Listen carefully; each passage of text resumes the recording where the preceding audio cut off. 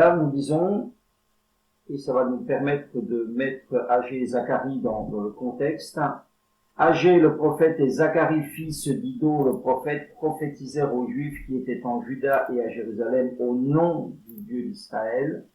Alors Zorobabel fils de Shealtiel et Josué fils de Tchodsadak se levèrent et commencèrent à bâtir la maison de Dieu à Jérusalem. Et avec eux étaient les prophètes de Dieu qui les assistaient. Donc, on le voit, le livre d'Esdras nous situe les deux prophètes que nous étudions aujourd'hui et que c'est pour cela que nous les étudions conjointement puisqu'ils sont à l'œuvre tous les deux ensemble. Ils vivent dans le même temps, donc au temps où les exilés sont revenus à Jérusalem après les 70 ans d'exil. Et on comprend que ces deux hommes faisaient partie des quelques milliers qui sont venus dans le premier retour, conduits par donc le gouverneur Zorobabel et le souverain sacrificateur Josué. Si nous recoupons les indications contenues dans les livres des deux prophètes, qui constituent en tout 16 chapitres, eh bien, nous voyons qu'ils interviennent tout particulièrement la deuxième année du roi Darius. Voilà. En tous les cas, la Bible donne ce repère chronologique. Et cette deuxième année du roi Darius, en fait, elle correspond à la 16e année d'implantation à Jérusalem et dans le pays de Juda. La deuxième année de Darius, cela fait déjà 16 ans que les premiers exilés sont revenus. Et dans l'histoire, ça correspond à une année 520 avant Jésus-Christ. On va regarder le tableau pour qu'on puisse avoir une vue d'ensemble. Voilà, donc je vous ai dit, d'abord on a une première phase ici de 20 ans, qui va de 536, retour de l'exil, à 516, le moment où le temple sera reconstruit. Zorobabel, sa mission, c'est pour ça qu'on le laisse repartir, c'est de rebâtir le temple. Là, en couleur, vous voyez, vous avez un peu de couleur, donc la deuxième année, dans la colonne tout à fait à gauche de Darius, en 520, là, vous avez bien les prophètes qui commencent à agir, et comme on va le voir, eh bien, c'est le ministère d'Agé, par exemple, va durer 4 mois, le ministère de Zacharie un petit peu plus longtemps. Donc, ce qui est important de comprendre, c'est que après leur retour en 536, les Juifs ont donc, on l'avait déjà dit, commencé à rebâtir le temple, puisque c'était leur mandat. C'était pour cela qu'ils étaient partis, qu'on les avait laissés partir pour qu'ils rebâtissent le temple. Esdras chapitre 1. Et puis, donc, on se souvient, on avait vu cela, ils avaient commencé à rebâtir, mais il y a eu de l'opposition. À peine les travaux commencés. Donc la première année, ils se sont installés. La deuxième année, ils ont réuni les matériaux. Ils ont posé la première pierre. Ils ont fait en quelque sorte les fondations.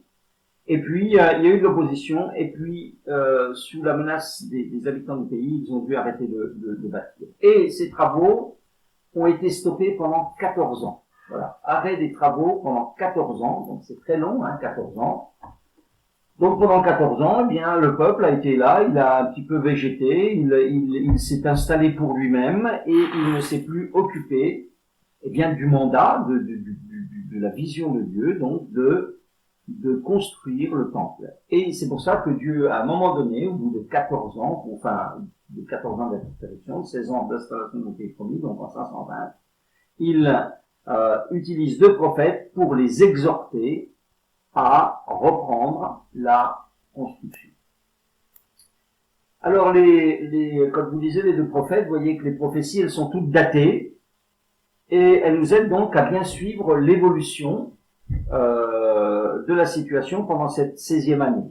Donc, vous voyez, donc, lorsque vous lisez, vous, dans la Bible, c'est marqué 6e mois, 7e mois, 8e mois, 9e mois, Eh bien, pour que ça soit peut-être plus clair et plus compréhensible pour vous, j'ai traduit ça en mois que nous connaissons.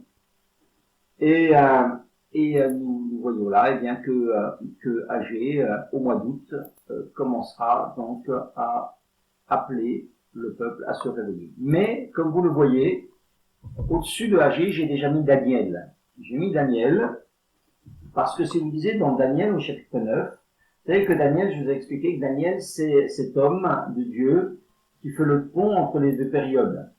Il est à Jérusalem, il est emmené en captivité autour de l'an 600, et il est encore à Babylone lorsque le peuple commence à retourner dans son pays. Et dans Daniel 9, nous disons, la première année de Darius, fils d'Assuérus de la race des Mèdes, lequel était devenu roi du royaume des Chaldéens, la première année de son règne, moi, Daniel, je vis par les livres qu'il devait s'écouler 70 ans pour les ruines de Jérusalem, d'après le nombre des années dont l'Éternel avait parlé à Jérémie le prophète. Et donc, constatant eh bien que il y a une promesse des 70 ans et que Daniel sait que la ville est encore en ruine, puisque tout est arrêté, tout est en stand-by, il a là une prière d'humiliation, d'intercession pour Jérusalem, et en particulier au verset 17 et 18, il dit: maintenant donc, ô notre Dieu, écoute la prière et les supplications de ton serviteur, et pour l'amour du Seigneur, fais briller ta face sur ton sanctuaire dévasté. Voilà. Mon Dieu, prête l'oreille, écoute, ouvre les yeux, regarde nos ruines, regarde la ville sur laquelle ton nom est invoqué, etc. Donc, il intercède pour ce sanctuaire qui est dévasté. Il y a donc environ, lorsqu'il dit cela et qu'il voit ces 70 ans, il y a 65 ans qui se sont écoulés depuis que le temple a été détruit. Il voit, comme il est dit là, qu'il devait s'écouler 70 ans pour les ruines de Jérusalem. Le peuple est bien rentré à Jérusalem, mais à cause de l'opposition, les travaux n'ont pas avancé depuis 14 ans. Alors Daniel demande l'accomplissement de la prophétie. Et on retrouve la même supplication, si vous voulez, dans Zacharie au chapitre 1 au verset 12, où il dit: jusqu'à quand n'auras-tu pas compassion de Jérusalem et des villes de Juda contre lesquelles tu es irrité depuis 70 ans. Voilà, depuis 70 ans. Donc là, c'est vraiment dans la 70e année, dans cette période de 70 ans plutôt, pardon, que Zacharie aussi demande à Dieu d'avoir compassion. Alors il y a une question qui se pose, et que je me suis posée parce que c'est pas toujours très clair, c'est à partir de quand faut-il compter les 70 ans de Jérémie? À partir de quand faut-il compter les 70 ans de Jérémie pour le retour? En réalité, on se rend compte qu'il y a deux façons de les compter, et que ça peut correspondre à deux périodes. Soit à la période qui va de 606 à 536, ça veut dire de la première déportation à la décision de retour. Là, vous avez 70 ans. Et c'est peut-être que les 70 ans correspondent peut-être à cela. Ça colle avec l'édit de Cyrus, qui tout d'un coup est donné 2 années après, et puis le peuple peut rentrer sur 10 ans. Mais 70 ans, ça correspond aussi à 586, 516. 586, c'est la destruction du temple de Jérusalem. 516, c'est la reconstruction. Le temple est fini de reconstruire. Et cette période-là, eh bien, elle s'accorde plus particulièrement avec Daniel chapitre 9 verset 1, puisque là il parle de Darius, de la deuxième, troisième année. Lui, c'est dans la première année de Darius qu'il intervient, et c'est dans la 6e année de Darius que finalement le temple sera reconstruit. Donc voilà, on ne peut pas dire clairement si les 70 ans correspondent ou au temps de déportation ou au temps de destruction du temple. Les deux périodes correspondent. On mettrait peut-être un avis favorable sur le temple. Pourquoi? Parce que, eh bien, ça donnerait encore du crédit, je dirais, ou ça nous expliquerait encore plus l'intervention d'Agé et de Zacharie. La première année, Daniel demande à Dieu, dit, mais tu vois, tout est en l'état, tout est dévasté, fais quelque chose. Et la deuxième année de Darius, donc l'année d'après, il suscite 2 prophètes à Jérusalem pour activer, maintenant réactiver le peuple à, au travail, à la reconstruction. On peut lire dans Esdras, alors s'arrêta l'ouvrage de la maison de Dieu à Jérusalem et il fut interrompu jusqu'à la seconde année de Darius, donc ça fait les 14 ans dont je vous ai parlé. Agé le prophète et Zacharie, le prophète, prophétisèrent aux Juifs qui étaient à Juda. Donc, on voit que Agé et Zacharie, ils prophétisent pour pousser le peuple à reprendre les travaux.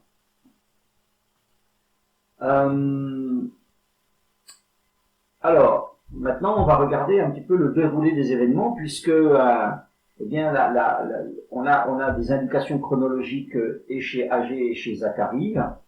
Je vais déjà vous montrer un petit peu le déroulé pour voir comment, eh bien, les prophètes, ils ont appuyé pour que vraiment les gens se mettent au travail, puisque ça faisait 14 ans qu'ils avaient complètement abandonné les choses. Si on va dans Agé d'abord, hein, et vraiment déjà que vous réalisiez que le ministère d'Agé il a duré 4 mois. C'est-à-dire que le livre d'Agé, les prophéties d'Agé, elles sont données sur 4 mois, de août à décembre. Et on va voir tout de suite dans les premières lignes d'Agé quelles sont vraiment sa motivation pour parler. Agé chapitre 1, versets 2 à 4. Il dit ainsi par l'Éternel des armées, ce peuple dit le temps n'est pas venu, le temps de rebâtir la maison de l'Éternel. C'est pourquoi la parole de l'Éternel leur fut adressée par Agé, le prophète en ces mots. Est-ce le temps pour vous d'habiter vos demeures lambrissées quand cette maison est détruite? Voilà donc l'introduction de son livre, la motivation de son livre. Ce peuple dit que c'est pas le temps parce qu'il y a de l'opposition, on n'a pas les autorisations, c'est pas facile, on n'a pas les moyens, et puis Dieu dit vous devez reconstruire le temple. Alors il adresse cette première parole en août de l'année 520, donc 1 an après Daniel, après que Daniel ait prié, et donc c'est une exhortation et une motivation à construire. Nous comprenons que un mois après, en septembre, les travaux recommencent. Les travaux recommencent. Il dit que l'esprit de Zorobabel, c'est au verset 14 du chapitre 1, et l'esprit de Josué sont réveillés, et le peuple, et ils vinrent, et ils se mirent à l'œuvre dans la maison de l'Éternel des armées, donc le 24e jour du 6e mois, donc 1 mois après, ou 25 jours après. 1 mois après, encore, donc en août, il leur dit de commencer, en septembre, il commence, en octobre, il y a une deuxième prophétie qui correspond au chapitre 2 d'Agé, et qui est une prophétie pour les encourager face aux débuts qui sont difficiles. Aux débuts qui sont difficiles, et on va voir pourquoi les débuts sont difficiles dans quelques instants, mais on voit que c'est pas facile de se mettre au boulot. C'est pas facile de se mettre au boulot, certainement que, voilà, quand le chantier ensuite est lancé, bon, on prend du courage, mais là, on est dans les 2 premiers mois, et c'est la raison du chapitre 2 d'Agé, de sa deuxième intervention, c'est vraiment de les encourager, de leur dire fortifiez-vous, vous allez y arriver. Là, on est au mois d'octobre, et en octobre-novembre, voici que Zacharie commence ses prophéties. Zacharie commence ses prophéties en octobre-novembre. Il intervient donc dans les 4 mois du ministère d'Agé. Et pourquoi est-ce qu'il intervient? Il intervient pour le soutenir. Il intervient pour donner du crédit à sa parole. Comme les travaux semblent patiner, et que le peuple manque d'entrain, Zacharie, et c'est comme ça que commence son livre, on le verra après, il commence par rappeler au peuple les conséquences de ne pas obéir aux paroles des prophètes. Il leur dit, mais vous savez, regardez toute l'histoire. Et le peuple était hypersensible, il venait de passer 70 ans de captivité, la royauté avait fracassé, ils étaient hypersensibles à ça, et il leur dit simplement, il dit, mais vos ascendants, vos parents, vos arrière-grands-parents, ils n'ont pas écouté les prophètes et c'est pour ça que, eh bien, la calamité est venue sur le pays. Donc maintenant, quand les prophètes vous disent de construire le temple, mais faites-le, parce que c'est le plan, c'est la volonté de Dieu, c'est pour cela, eh bien, que Dieu a permis le retour. Donc ça, c'est en octobre-novembre, ce sont les paroles de Zacharie. Et en décembre, vous avez à nouveau Agé qui reprend la parole, et là, eh bien, c'est la fin du chapitre 2 d'Agé, du chapitre 2 d'Agé, où il explique au peuple qui certainement aussi bien, est un peu impatient. Il lui explique que, eh bien, pour qu'il y ait la bénédiction de Dieu, il y a le besoin d'une plus grande sainteté. Et puis, Agé finit son livre par une prophétie sur l'ébranlement des nations, qui veut dire en creux que si les nations sont ébranlées, eh bien, c'est parce que, eh bien, son peuple, lui, il sera préservé. Ça, c'est les 4 mois de l'année 520, de la fin de l'année 520. Dans l'année 519, donc l'année suivante, en février, Agé s'est tu, mais Zacharie lui continue encore à prêcher. On entendra encore sa parole la 4e année de Darius, c'est-à-dire en plein milieu des 4 années de travaux. Il va y avoir 4 années de travaux. Il va y avoir encore une parole, on va la détailler après. Et puis, finalement, on nous dit que la 6e année de Darius, donc, les travaux sont achevés après 4 ans de travail acharné. Et le temple est donc reconstruit après 70 ans de ruines. Il y a une correspondance, 516, 590, 70 ans de ruines. Le temple est reconstruit. Voilà donc pour le déroulé, pour que vous voyez bien l'intervention de ces prophètes, avec vraiment une période qui était très ciblée dans cette année 520. Je voudrais maintenant regarder de plus près Agé et ensuite Zacharie. Donc Agé, son nom signifie solennel ou fête de l'Éternel, et il est le seul à porter ce nom dans la Bible. Pas d'autre Agé dans la Bible. Qu'est-ce qu'on sait de sa vie privée? Rien. Comme la plupart des prophètes de l'Ancien Testament, on a déjà vu que si leur vie privée n'apportait rien à la révélation, elle n'était pas révélée, on ne sait absolument rien de lui. Alors, le livre, alors c'est pas des livres qui sont faciles à lire, et si on les lit sans le contexte, ils sont très, très, très obscurs, en fait. Qu'est-ce qu'on apprend au travers du livre d'Agé? Ce qu'on comprend au travers du livre d'Agé, et avec tout l'arrière-plan qu'on a avec Esdras, etc., eh bien, c'est que pendant les 16 premières années d'habitation dans le pays promis, en Juda et à Jérusalem, le peuple, donc, ne s'est pas préoccupé du plan de Dieu, il ne s'est pas préoccupé, ils ont oublié ce pourquoi ils étaient revenus, c'est-à-dire bâtir la maison de Dieu. Et ce qu'on voit, donc, ce que Agé nous explique, c'est que pendant ces années-là, la situation économique, elle a été difficile. Elle a été difficile. Les récoltes sont mauvaises, elles sont insuffisantes, la vie est misérable, elle est pauvre. Et puis, le peuple, là, ceux qui sont revenus, ben, ils vivent un peu reclus sur eux-mêmes, et puis préoccupés d'eux-mêmes, et pas de cette vision grande du plan de Dieu. Et donc, c'est là que eh bien, le message de Dieu intervient. Donc, ces messages, ces 4 messages adressés entre août et décembre de la même année. Et le message d'Agé, il est simple. Il leur dit, premièrement, vous êtes dans la misère parce que vous ne vous occupez pas de la maison de Dieu. Voilà. C'est simple, c'est une thèse simple. Ouais, ça va pas, vous récoltez pas, tout va de travers, hein, il y a de la famine, il y a des difficultés. Eh bien, c'est parce que vous ne vous occupez pas de la maison de Dieu. Et il leur dit clairement, il leur dit, bâtissez la maison de Dieu et la bénédiction va revenir. Quelques versets, peut-être, sont plus clairs peut-être encore que mes explications.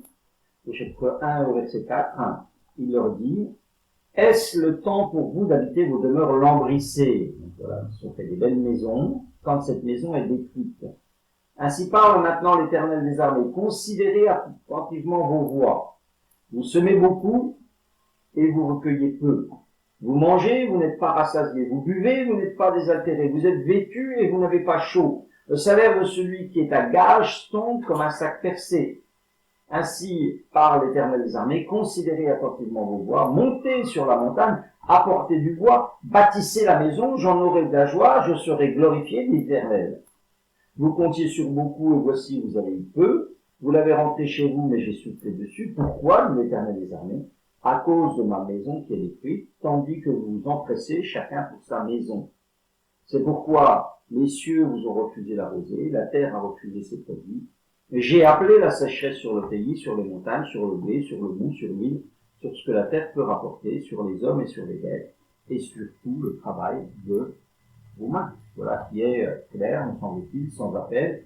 Au chapitre 2, verset 15, il dira, considérez donc attentivement ce qui s'est passé jusqu'à ce jour, avant qu'on ait mis pierre sur pierre au temple de l'Éternel. Alors, quand on venait avec un tas de 20 mesures, il n'y en avait que 10. Quand on venait à la cuve pour peser 50 mesures, il n'y en avait que 20, etc. Et le verset 19. Y a-t-il encore de la semence dans les greniers? Même la vigne, le figuier, le grenadier, l'olivier n'ont rien rapporté, mais dès ce jour, je répandrai la bénédiction. Dès ce jour, puisque vous avez commencé les travaux. Donc c'est un message, vous voyez, qui est direct, qui est sans concession. Et c'est donc d'abord un message pour pointer la cause du manque de bénédiction. Ensuite, c'est un message pour encourager, car naturellement tout est à faire. L'opposition n'a pas cessé, elle demeure encore, et Dieu promet d'être là. Et Dieu promet d'être là. Par exemple, au chapitre 30, verset 13, il va dire: j'ai envoyé l'Éternel, dit au peuple, d'après l'ordre de l'Éternel, je suis avec vous, dit l'Éternel. Au chapitre 2, verset 4, il dit: fortifie-toi, peuple entier du pays, travaillez, car je suis avec vous, dit l'Éternel des armées. Donc, un message qui, premièrement, pointe la cause du problème, deuxièmement, qui encourage, parce que c'est un Dieu qui encourage. C'est un Dieu qui inlassablement encourage. Et il n'écrase pas le municipio qui fume, le roseau brisé, il ne le brise pas, il n'éteint pas le municipio qui fume, il encourage sans cesse. Et dans ces 4 mois, d'ailleurs, j'ai dit, la gloire de cette dernière maison sera plus grande que celle de la première. Voilà. C'est la promesse que la maison va être achevée, de toutes les manières, même si ça leur semble, ils ont devant eux 4 ans de travaux, donc rien n'est fait, ils sont aux fondations, mais il leur dit, eh bien, cette maison sera achevée et sa gloire sera plus grande que la précédente, même si le bâtiment sera moins imposant, car il sera certainement moins imposant que le temple de Salomon, mais sa gloire elle sera plus grande. Parce que j'y serai, parce que dans ce lieu, je donnerai la paix, dit le chapitre 2, le verset 9. La troisième chose encore que nous voyons dans Agé, c'est dans sa troisième prophétie, celle qui est au chapitre 2, verset 10. On voit que devant l'impatience du peuple, ça n'avance pas vite, la bénédiction ne vient pas vite, on est dans un espace de 4 mois. Et Dieu a une parole pour le peuple, il leur dit, vous savez, les offrandes que vous apportez sur mon autel, l'autel avait été reconstruit, c'est la première chose qu'ils avaient fait, c'est l'autel quand ils étaient arrivés. Alors ils faisaient déjà des sacrifices, mais il dit au chapitre 2, verset 14, telles sont toutes les œuvres de leurs mains, ce qu'ils m'offrent là, donc le là, c'est indique l'autel, est souillé. Donc il leur dit, vous voyez, tout ce que les offrandes que vous faites, les sacrifices que vous faites sur l'autel, les offrandes que vous faites pour la construction du temple, elles sont insuffisantes pour amener la bénédiction. Pourquoi? Parce que ceux qui les amènent ne se sont pas sanctifiés. Il n'y a pas de sainteté dans le peuple. Il n'y a pas de sainteté. Oui, alors oui, vous apportez des sacrifices. Oui, vous apportez des matériaux pour le temple, parce qu'on vous a exhorté à le faire, mais vous ne vous êtes pas réformés. Donc, ça ne va pas suffire à amener la bénédiction dans vos vies. Il faut non seulement que vous apportiez, mais que vous l'apportiez en étant vous-même, des vies à la gloire de Dieu. Et c'est d'ailleurs dans les mêmes mois, là, dans le même mois que Zacharie aura cette vision du souverain sacrificateur dont les vêtements sont tout tachés par le péché et Satan qui l'accuse. Donc on voit que même jusqu'au souverain sacrificateur, il y a du péché. C'est un peuple qui est là et qui ne s'est pas sanctifié. Et je lui dis, mais je ne peux pas. Et ça, c'est des leçons pour nous. Oui, parfois, on peut venir offrir son culte de louange. Peut-être qu'on peut faire des dons, ou que sais-je. Mais est-ce que nos vies, elles sont à la gloire de Dieu? Est-ce que nos vies, elles sont à la gloire de Dieu? Parce que c'est ça que Dieu va faire. Et puis, il finit sa prophétie au mois de décembre en ayant une parole pour Zorobabel, un soutien clair à Zorobabel, dont l'autorité peut-être peinait à être reconnue par le peuple. Et on voit bien que Dieu dit au peuple de la part d'Agé que Zorobabel, je prendrai Zorobabel, mon serviteur de l'Éternel, je le garderai comme un sceau. Donc c'est vraiment une parole d'approbation sur le gouvernement. Voilà, pour Agé, pour que nous comprenions bien ce qu'il dit, ce qu'il apporte dans le contexte de la reconstruction. Donc lui, il est vraiment dans le contexte de la reconstruction. Vous avez Zacharie maintenant. Alors Zacharie, son nom signifie « l'Éternel se souvient ». Qu'est-ce qu'on sait du personnage? Rien, pas grand-chose, sinon qu'il est sacrificateur. C'est un sacrificateur, donc, et qu'il est revenu, donc, à Jérusalem avec les premiers exilés, et il est certainement, on le voit par les indications généalogiques, qu'il est certainement jeune, beaucoup plus jeune que Agé lorsqu'il prophétise. Alors, son message, quel est-il?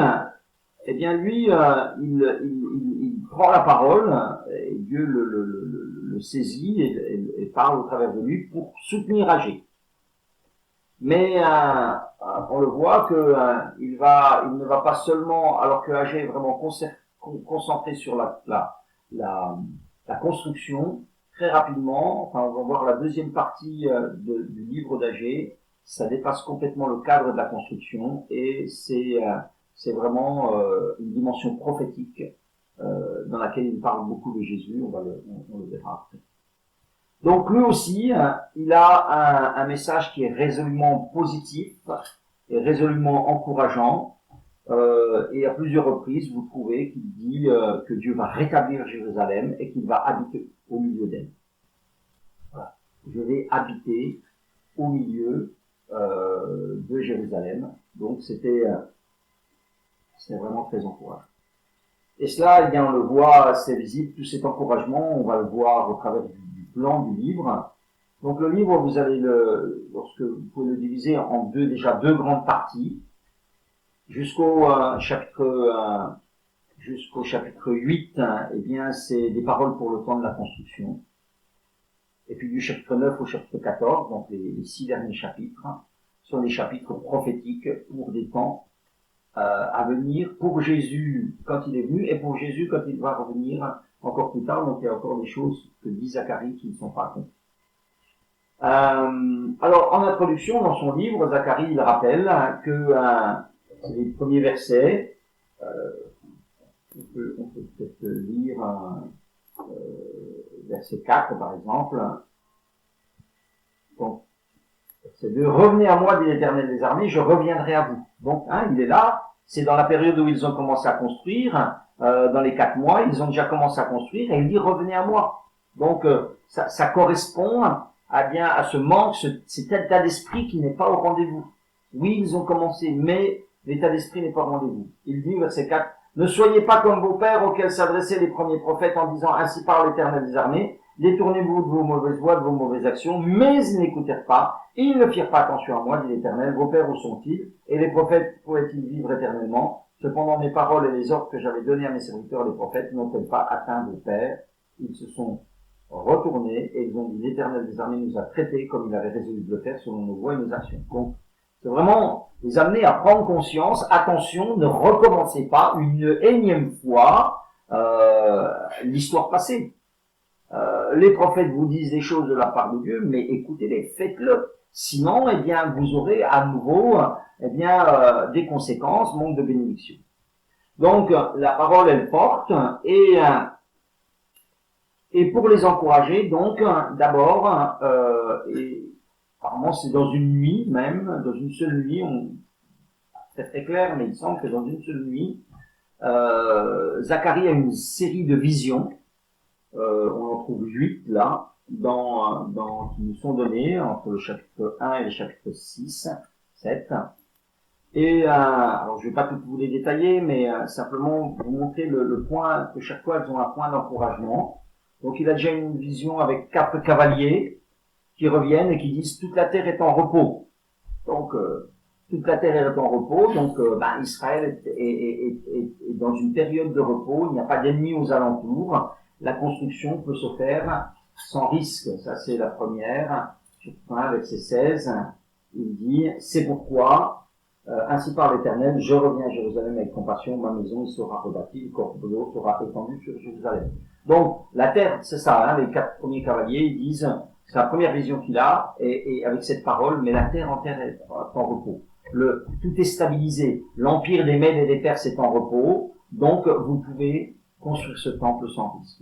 Suit une vision avec 4 cornes et 4 forgerons. Et cette vision signifie que les ennemis du peuple seront jugés. Les cornes, ce sont les ennemis qui se sont dressés contre Israël. Les forgerons viennent et les font fuir. Puis vient une vision avec un homme qui étend un cordeau sur Jérusalem. Et cette vision dit que Jérusalem sera reconstruite et que Dieu habitera au milieu d'elle. Puis il y a cette vision du souverain sacrificateur Josué qui a des habits de péché, avec Satan qui est à côté de lui, qui l'accuse. Ôtez-lui ses vêtements sales, et dit l'ange de l'Éternel, et là vous avez ce message que Dieu pardonne le péché du souverain sacrificateur, qu'il pardonne le péché de celui qui revient à lui. Et ensuite vous avez une vision d'un chandelier et de 2 oliviers. Et là, eh bien, il dit que il encourage, il dit que la royauté sera renouvelée, et que c'est aussi une manière de dire ces 2 oliviers, c'est Zorobabel et Josué qui sont approuvés. Et il explique aussi, eh bien que tout cela est aussi que ces hommes sont prophétiques de quelqu'un qui viendra, qui sera un roi sacrificateur, et il parle là de Jésus. Une 6e vision où on voit un rouleau de manuscrits, et là, eh bien, le message qui est avec cette vision, c'est que la sanctification, il y aura une sanctification du pays par la malédiction qui va venir chez le pécheur. Et quand quelqu'un va mal se comporter dans le pays, la malédiction va rentrer dans sa vie, le pays va être purifié. Et puis on voit aussi il a aussi une vision d'un poids dans lequel est jeté le péché et qui s'envole et qui est emmené à Babylone, et c'est une pensée, une vision qui dit que le péché va être emmené loin du pays. Et puis la 8e vision, c'est 4 chars qui partent emmener la colère de Dieu vers le nord, et cette une parole qui dit que le pays du Nord, le Septentrion, c'est-à-dire cet empire des Mèdes et des Perses, va subir la justice de Dieu. Donc vous le voyez, hein, si vous lisez attentivement ces visions, vous voyez qu'elles sont toutes des paroles d'encouragement à construire, à achever. Vous avez ce beau verset avec cette parole claire, chapitre 4, verset 9. Donc il dit, donc ça c'est, on est dans l'année 520, on est en octobre-novembre, et il dit, les mains de Zorobabel ont fondé cette maison, et ses mains l'achèveront. Il dit, non, il a commencé, et les travaux finiront, et le temple sera reconstruit. Voilà. C'est vraiment des paroles d'encouragement, alors que, je vous rappelle, donc la construction, elle a à peine démarré depuis le. Ça, c'est un chapitre 1 au chapitre 6, verset 8. Chapitre 6, verset 9, à la fin, il y a un court passage, donc après les visions, où là il y a un acte prophétique qui est demandé. C'est-à-dire que Dieu demande à des gens du peuple de faire un acte prophétique. Qu'est-ce qui se passe? Ce sont des gens qui sont arrivés de Babylone, parce qu'à Babylone, il y avait de l'argent. Vous voyez, ceux qui étaient revenus, les exilés qui étaient revenus, eux, ils étaient pauvres, ils étaient misérables, ils avaient donné de l'argent quand ils étaient partis, mais la terre ne donnait pas, etc. À Babylone, il y avait une prospérité. Donc, on nous explique là dans le texte que il y avait tu recevras des dons des captifs. Donc ils sont venus faire des dons. Ils sont venus de Babylone faire un soutien financier à Jérusalem. Et il dit, tu vas voir ces gens-là qui ont apporté des dons et tu prendras une partie de ces dons. Et avec une partie de ces dons, je veux qu'une couronne, tu leur diras, faites une couronne pour le souverain sacrificateur Jésus. Et que cette couronne-là soit un signe, soit une annonce, du roi sacrificateur qui viendra. Et d'ailleurs, ce roi sacrificateur, il porte le nom de Germe. Voilà, le Germe, c'est venir la vie.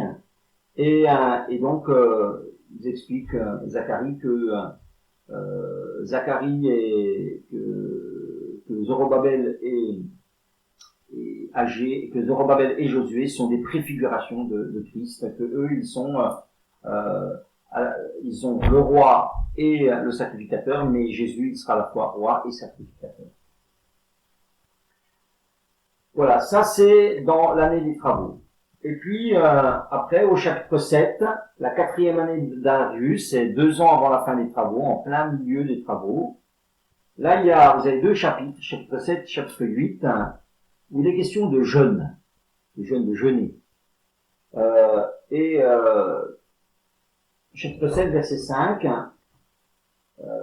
verset 4, la parole de l'Éternel des armées me fait adresser en ces mots. Dis à tout le peuple du pays et aux sacrificateurs, quand vous avez jeûné et pleuré au 5e et au 7e mois, et cela depuis 70 ans, est-ce pour moi que vous avez jeûné? Depuis 70 ans, donc le peuple avait pris l'habitude de jeûner il y avait des mois précis, il y avait 4 mois, c'est le chapitre 8, verset 19, qui nous le dit. Il y avait des jeûnes à 4 mois, dans 4 mois de l'année, chapitre 8, verset 19. Ainsi parle l'Éternel des armées, le jeûne du 4e mois, le jeûne du 5e mois, le jeûne du 7e mois, le jeûne du 10e mois, se changeront pour la maison de Juda en jour d'allégresse et de joie. Donc, les gens sont venus demander si puisque les travaux avançaient, s'il fallait encore jeûner, s'il fallait continuer à jeûner. Alors il y avait donc 4 mois là, on jeûnait le 4e, le 5e, le 7e, le 10e, et ces mois-là, ils avaient une correspondance. Ils avaient une correspondance avec l'année de la déportation. Par exemple, le 10e mois, c'est le début du siège de Jérusalem. Le 4e mois, c'est quand la brèche a été faite dans la muraille et que le roi s'est enfui, mais que en même temps, par cette brèche, les troupes de Nebuchadnezzar sont rentrées dans la ville et ont commencé à la détruire. Le 5e mois, le mois d'après, c'est la destruction de la ville et du temple. Et le 7e mois, ça correspond à l'assassinat du gouverneur Guédalia. Tout cela, vous le retrouvez en lisant Jérémie et Roi. Donc, ça veut dire que ces jeûnes étaient comme un mémorial de lamentation. Ils se souvenaient de cette année, de ces mois fatidiques, de cette année fatidique où Jérusalem avait été détruite, et ils revoyaient dans ces jeûnes-là, ils revoyaient le siège qui avait commencé, et puis la ville qui avait été prise, et puis la ville qui avait été détruite, et puis le dernier espoir qui était Guédalia. Guédalia est celui qu'on avait laissé sur place pour tenir le peu de peuple là, et puis ils auraient pu rester là, mais il a été assassiné, et puis le reste du peuple s'est enfui en Égypte, et la déportation a été totale. Et alors ils disent, mais est-ce qu'on doit continuer, comme on le fait depuis 70 ans, à jeûner à ces mois-là, en nous souvenant du désastre? Et Dieu dit, c'est ce qu'on a vu là, ces jours de jeûne se changeront pour la maison de Juda en jours d'allégresse et de joie, en fête de réjouissance. Il dit, ces jours de jeûne, vous n'aurez plus de lamentation, vous n'aurez plus à les faire, parce que je vais rétablir Jérusalem. Et il leur dit, mais aimez la vérité et la paix. Voilà. Et ça, vous allez le vivre, ce rétablissement, vous allez le vivre, ce temps, vous allez le voir, à condition que vous soyez différents. Aimez la vérité et la paix. Le verset 16, il leur dit, voici ce que vous devez faire, que chacun dise la vérité à son prochain, jugez dans vos portes selon la vérité en vue de la paix, que nul en son cœur ne pense le mal contre son prochain, n'aimez pas le faux serment, car ce sont là toutes les choses que je hais, dit l'Éternel.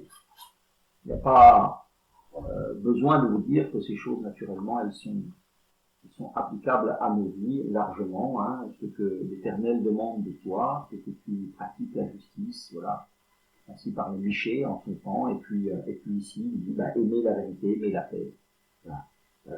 Soyez un peuple qui me ressemble, et puis je serai avec vous et je vous bénirai. Ça, c'est pour ce qui est du temps donc de la reconstruction.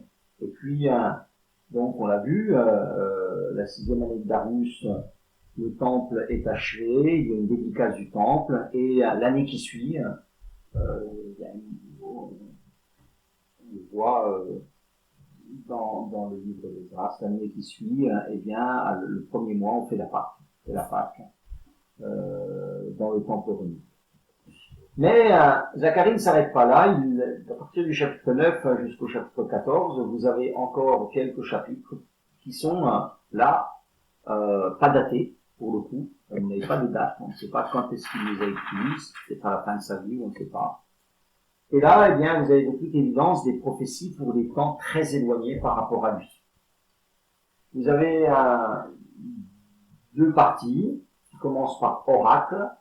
Oracle, ça veut dire, on l'a dit, il n'y a pas longtemps, ça veut dire menace. Menace de l'Éternel. On pourrait traduire par menace de l'Éternel.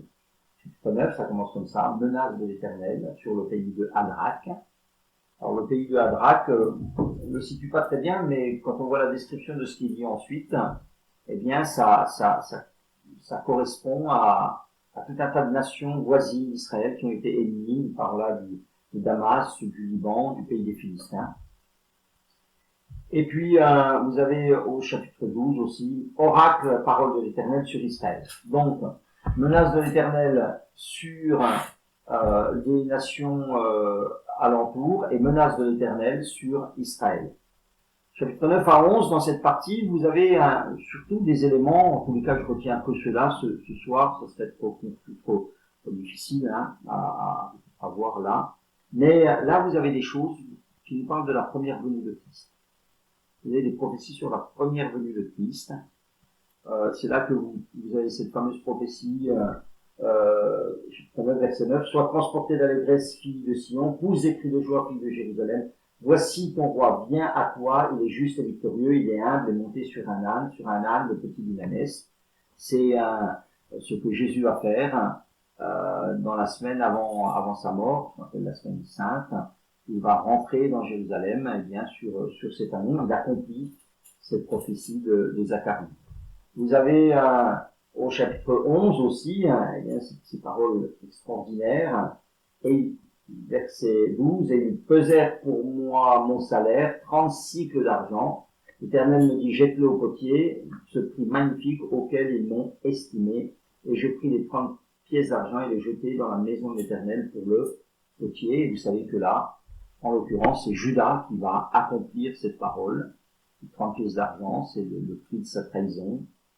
Et lorsqu'il est pris de remords, il va voir les sacrificateurs, les pharisiens, et puis il dit, mais reprenez votre argent, libérez-le, et puis l'argent, il le jette dans le temple, et on ramasse cet argent, et on achète un champ. On achète un champ avec cet argent. C'est la prophétie qui s'accomplit. Ça, c'est dans cette première partie, vous voyez, vous avez des paroles étonnantes concernant Jésus, concernant sa première venue. Et dans la deuxième partie des prophéties, il est plutôt question de la deuxième venue de Christ. Celle qui va tout particulièrement concerner Israël. Voilà. Pour faire simple, Jésus va revenir, il va revenir, et lorsqu'il va revenir, il va revenir en 2 fois. En tous les cas, c'est ce qu'on croit comprendre des Écritures. Il va revenir d'abord pour chercher l'Église. Lorsqu'il vient chercher l'Église, c'est ce que nous dit Thessaloniciens, l'Église, elle est enlevée à sa rencontre sur les nuées. C'est-à-dire que là, il n'a pas une rencontre, une venue qui est visible, c'est l'Église qui le rejoint sur les nuées. Et on pense que à partir de là, il y a les 7 années de tribulation de l'Antéchrist, et ensuite, Jésus revient une deuxième fois. Il dit au chapitre 14, verset 3, l'Éternel paraîtra, il combattra ces nations. Ça correspond à Apocalypse 19, la bataille d'Armageddon, etc. Comme il combat au jour de la bataille, ses pieds se poseront en ce jour sur la montagne des Oliviers. Et au chapitre 12, verset 10, alors je répondrai sur la maison de David et sur les habitants de Jérusalem un esprit de grâce et de supplication. Ils tourneront les regards vers moi, celui qu'ils ont percé. Voilà. Donc, il dit qu'à ce moment-là, il va revenir, il va poser ses pieds sur la montagne des Oliviers et ils vont, enfin, le peuple juif va reconnaître, eh bien, ce Messie, et ils ne reconnaissent pas jusqu'à présent, ils reconnaîtront celui qu'ils ont percé, ils reconnaîtront que, eh bien, que je suis celui qui était déjà venu pour eux. Voilà, je ne vais pas aller plus loin sur ces 2 parties-là. Vous avez aussi le chapitre 13, verset 1, où il est dit, en ce jour-là, une source sera ouverte pour la maison de David et les habitants de Jérusalem, pour le péché et pour l'impureté. Cette source, naturellement, eh bien, c'est aussi Jésus. Donc, simplement vous dire que là, la deuxième partie de Zacharie, ce sont des prophéties extraordinaires sur Jésus, et ce qui fait que Zacharie avec Ésaïe est l'un des prophètes les plus cités dans le Nouveau Testament. Donc, et pour terminer, comme je termine à chaque fois, vous faire quelques applications de cette période et quelques applications de ces livres pour nos propres vies, parce que c'est ça l'intérêt de l'Écriture. Ces choses, elles ont été écrites pour nous servir d'exemple, pour nous instruire. Une première leçon, c'est au travers de ce que Agé dit au peuple, si nous négligeons l'œuvre de Dieu, notre bénédiction s'en ressentit. Si on fait plus de sa maison, de l'embrisser sa maison que de l'œuvre de Dieu, si on n'a pas un équilibre là, notre bénédiction s'en ressentit. C'est le message que Agé adresse et qu'il va prouver vrai, puisque lorsqu'ils vont faire le temple, ensuite les choses elles vont s'arranger. Deuxième leçon, encore tirée du livre d'Agé, une deuxième application, c'est que l'action de Dieu, ou le fait que Dieu veuille quelque chose, n'exclut pas l'action et l'effort de l'homme. Ça, c'est quelque chose qu'on a parfois du mal à concevoir. On se dit, si Dieu le veut, ça devrait aller comme sur des roulettes. Mais Dieu voulait qu'ils construisent, Dieu les incite à construire, mais Agé avait besoin de dire, fortifie-toi, Zorobabel, fortifie-toi, Josué, fortifie-toi, peuple entier du pays. Donc voilà, les choses, elles ne vont pas de soi, elles vont vous demander votre action, votre effort, votre sanctification, vos positions. Voilà. Et ça, c'est quelque chose qui est encore valable pour aujourd'hui. Les promesses de Dieu demandent, pour se réaliser, notre action, nos efforts, notre participation. Je pense que pour moi, peut-être la plus belle des paroles, la plus belle des paroles en application, c'est le chapitre 4 des Zacharie, le verset 10. Car ceux qui méprisaient le jour des faibles commencements se réjouiront en voyant le niveau dans la main de Zorobabel. Voilà. Je voudrais vous dire ici, une grande vérité, c'est que Dieu est le Dieu des petits commencements. Ça, vous le voyez partout dans la nature. Un petit noyau qui est dans la terre peut devenir un arbre très grand avec beaucoup de fruits. Un petit spermatozoïde dans le ventre d'une femme peut devenir un être vivant qui va grandir. Tout ça, c'est le Dieu des faibles commencements. Une source d'eau elle est minuscule, elle devient un fleuve gigantesque. Regardez dans la création de Dieu que beaucoup de choses fonctionnent avec des petits commencements. Avec des petits commencements. L'Église, à la Pentecôte, qu'est-ce que c'est? C'est 12 apôtres, puis 120, et puis aujourd'hui, elle a envahi le monde. Le peuple d'Israël, c'est un homme stérile, enfin, dont la femme est stérile. Et puis c'est devenu une nation centrale. Voilà. Il est le Dieu des petits commencements. N'ayez pas peur, si Dieu est avec vous, n'ayons pas peur des petits commencements. Lorsque j'ai commencé cette œuvre, eh bien voilà, c'était un faible commencement, un faible commencement. J'étais inexpérimenté, je n'avais pas de moyens, pas d'aide sur place. Et puis voilà, Dieu a suivi. Ceux qui méprisaient le jour des faibles commencements se réjouissent. Ça, c'est vraiment une parole qui m'a porté très longtemps dans ma vie. Et n'ayez pas peur des faibles commencements. Des petits, si vous êtes peu de choses, n'ayez pas peur. Parce que si Dieu est derrière, alors ça sera extraordinaire. Cette parole aussi, qui est devenue un chant, est applicable, c'est ni par la puissance, ni par la force, mais par mon esprit, dit l'Éternel, chapitre 4, verset 6. Voilà. Et d'autant plus nous qui sommes le peuple de l'esprit depuis la Pentecôte, donc on est confié dans cette activité de l'esprit pour pallier à nos faiblesses, pour pallier à nos manquements. Ni la puissance ni la force, c'est par mon esprit. Et puis, le verset 7 du chapitre 4, qui es-tu, grande montagne devant Zorobabel? Tu seras aplani, et il posera la pierre principale au milieu des acclamations. Grâce pour elle. Voilà.